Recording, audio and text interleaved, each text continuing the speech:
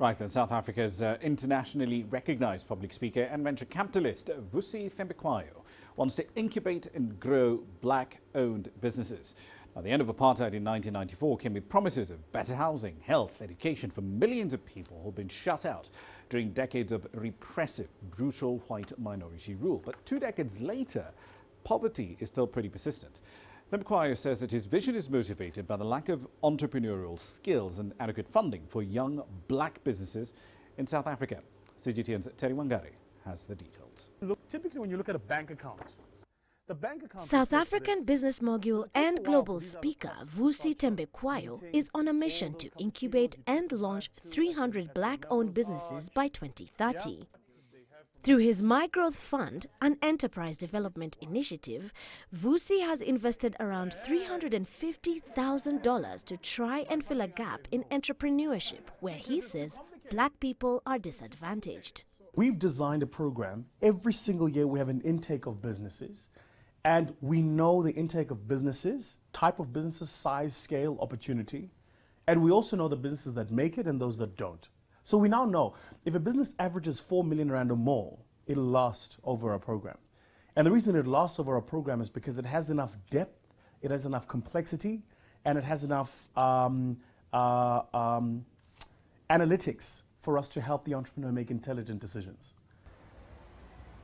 South Africa's unemployment rate is 26.7%. Among black South Africans, unemployment is made worse by racial inequalities and stands at 32%.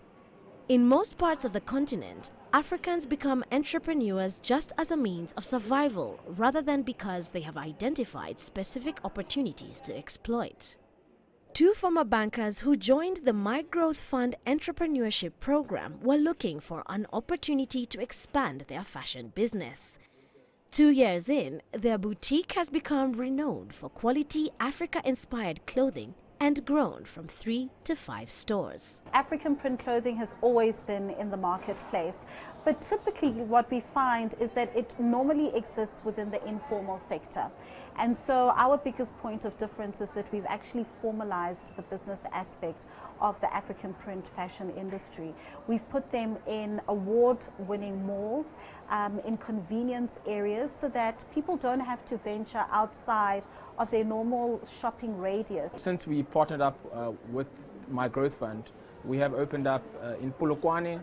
We have a shop there, and as well as here in Cresta, which is our newest mall.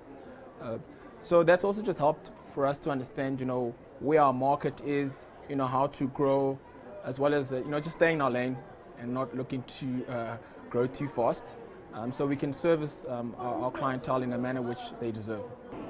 My Growth Fund promises to grow startups tenfold in 5 years through strategic planning, education, funding, and incubation.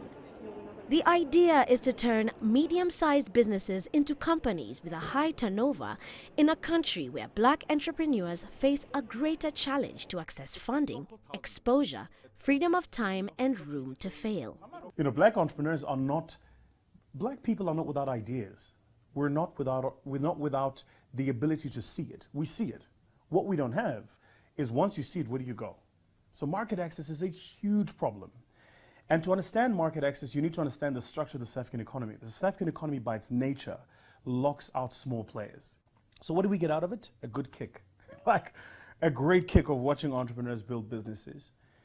If you look at our initial batch of top 40, we now have some entrepreneurs where we have taken equity stakes in their businesses.